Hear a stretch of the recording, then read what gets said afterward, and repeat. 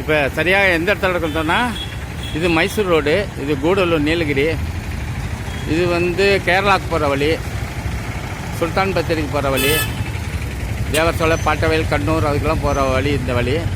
இப்போ பார்த்தீங்கன்னா எல்லா கடையுமே இப்போ காலையில் வந்து அடைச்சிருக்கிறாங்க. இது ஏன் அடைச்சிருக்காங்கன்னா, நீலகிரி மாவட்டத்துக்கு சுற்றுலா பயணிகள் வரக்கூடிய வாகனத்துக்கு ஒரு நாளைக்கு 6000 மட்டுமே நீலகிரிக்கு வரணும் என்று மாவட்ட ஆட்சியர் உத்தரவுப்படி இருக்குது. இதனால் அதிக வாகனம் வந்தால் மாசு கட்டுப்பாடு, சுற்றுச்சூழல் இதெல்லாம் காரணத்தை கொண்டு அவர்கள் இந்த இ பாஸை வந்து அமுல்படுத்தியிருக்காங்க. அதனால் வந்து இது அமுல்படுத்தக்கூடாது, இதனால் வியாபாரம் வந்து ரொம்ப பாதிப்பு உண்டாகும், சுற்றுலா பயணிகள் இல்லைன்னா ஊட்டி இல்லை என்ற நிலைமைக்கு இருக்கிறது. ஆகையால் இந்த இ பாஸை வந்து அவர்கள் வந்து நிறுத்தணும், அதை தடை செய்யணும் அப்படின்னு சொல்லி இன்றைக்கி வந்து முழு கடையடைப்பு செஞ்சுருக்காங்க. இதனால் வந்து இன்றைக்கி பண்டிகை முடிஞ்சு 2வது நாளாக இருப்பதால் சுற்றுலா பயணிகள் அதிகம் வரக்கூடிய ஒரு வாய்ப்பு இருக்கிறது.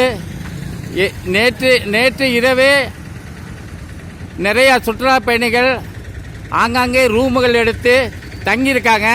அவங்களுக்கான உணவு கிடைப்பதில் ரொம்ப சிரமம் ஏற்படுகிறது. ஆனால் அதையும் நம்ம கருத்தில் கொள்ள வேண்டும். இது ஒரு நல்ல விஷயமாக இருந்தாலும் கூடி ஒரு பக்கம் ஒரு பாதிப்பு. சுற்றுலா பயணிகள் கூடலூரை நம்பி, நீலகிரி நம்பி எந்த எதிர்பார்ப்பும் இல்லாமல் திடீர்னு வந்துடுறாங்க. அந்த வந்துடுறதுனால வந்து அவங்களுக்கு இந்த மாதிரி ஒரு சூழ்நிலையில் வரனால அவங்க ரொம்பவும் பாதிக்கிறாங்க. உணவு இல்லைன்னா ரொம்ப கஷ்டம், தண்ணி இல்லைன்னா கஷ்டம்.